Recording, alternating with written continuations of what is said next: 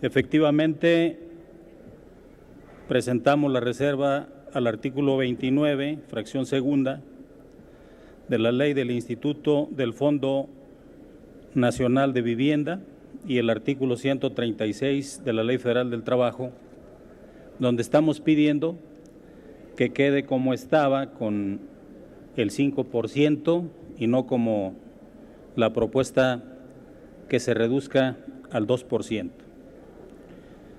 La reserva que propongo ante ustedes se refiere exclusivamente al seguro de desempleo, que, como ya se ha expuesto aquí, es el que constituye el centro del debate. En este sentido, a pesar de que el seguro de desempleo representa el logro de un ideal social que tiene en el centro de su concepción la disminución de la vulnerabilidad, la pobreza y la desigualdad derivada de una eventual pérdida de empleo.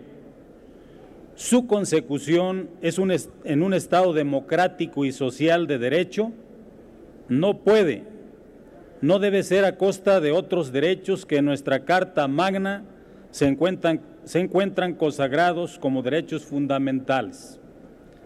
Diputadas y diputados, la aprobación de este dictamen en sus términos no solo representa el incumplimiento y la falta de palabra por parte del actual gobierno, pues lejos de destinar más fondos públicos, que en un principio constituyó el argumento para la onerosa alza de impuestos, el gobierno federal reducirá los recursos destinados al Fondo de Ahorro para la Vivienda a cambio del seguro de desempleo, sino que constituye además una afrenta a nuestro propio orden constitucional.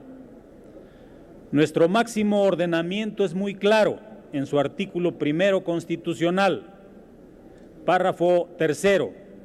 Señala la letra que todas las autoridades, en el ámbito de sus competencias, tienen la obligación de proveer, respetar, proteger y garantizar los derechos humanos de conformidad con los principios de universalidad, interdependencia, indivisibilidad y progresividad.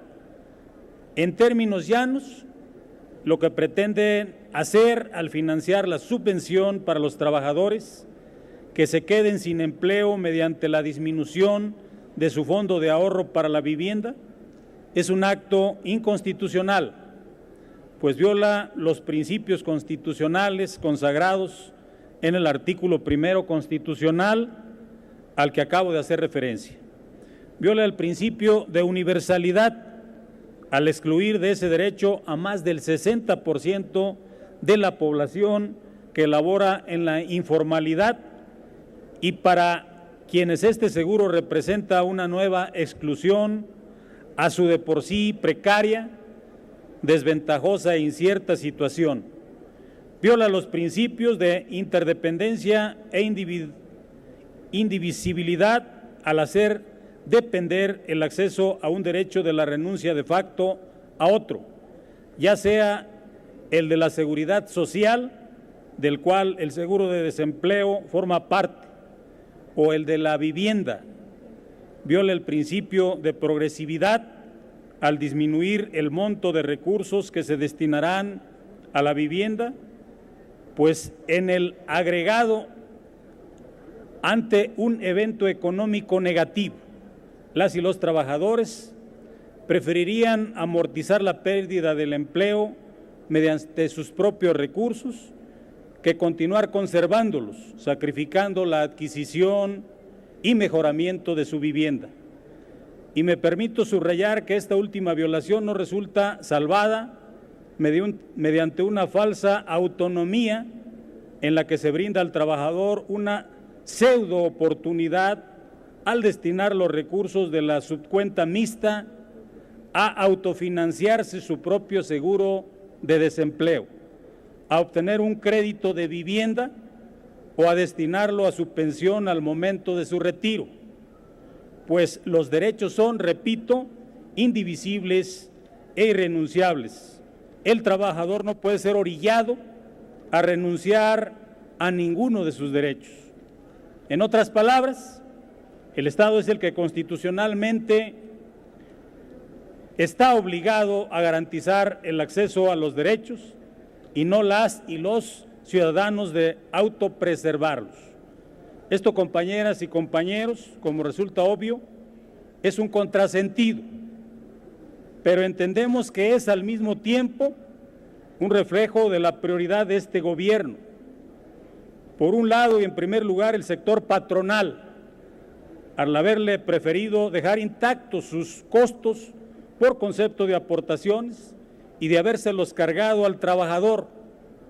Por otro y en segundo lugar, su imagen en el exterior, pues es el único de los 34 países de la OCDE que no tiene un seguro de desempleo, situación que se ve obligado a subsanar, y finalmente su desempeño por el orden legal al burlar de nueva cuenta la Constitución, tanto en el procedimiento como en el contenido, y atentar con el derecho a la vivienda de los trabajadores. Muchas gracias. Es cuanto, señor. Modernizar sin privatizar. Defendamos Pemex, el petróleo es nuestro. Conoce la propuesta y síguenos en nuestras redes sociales. Infórmate.